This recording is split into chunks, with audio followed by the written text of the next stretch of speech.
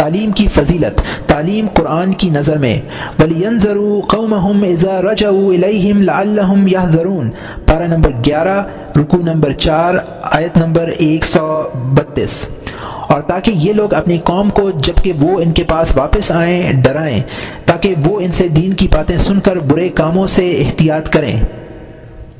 اس آیت میں انداز سے مراد تعلیم ہے۔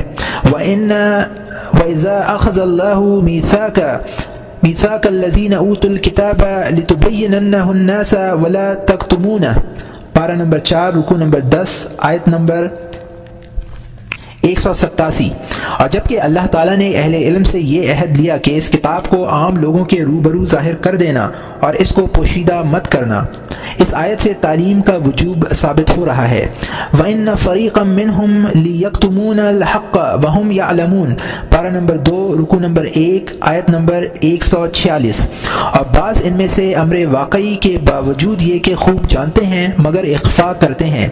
اس میں کتمان علم چھپانے کی حرمت بیان کی گئی ہے، جس طرح مندرجہ ذیل آیت میں شہادت کے کتمان پر وعید فرمائی ہے۔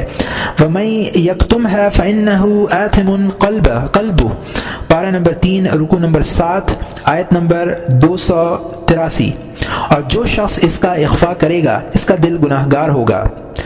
وَمَنْ أَحْسَنَ قَوْلًا مِّمَّنْ دَعَا إِلَى اللَّهِ وَعَمِلَ صَالِحًا، پارہ نمبر 24 رکوع نمبر 19 آیت نمبر 33، اس سے بہتر کس کی بات ہو سکتی ہے جو لوگوں کو اللہ کی طرف بلائے اور خود بھی نیک عمل کرے۔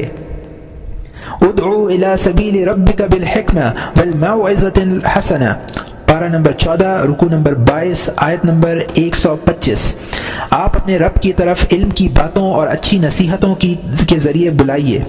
وَيُعَلِّمُهُمُ الْكِتَابَ وَالْحِکمَةَ، پارہ نمبر 1 رکوع نمبر 15 آیت نمبر 129، اور ان کو آسمانی کتاب اور حکمت کی تعلیم دیا کریں۔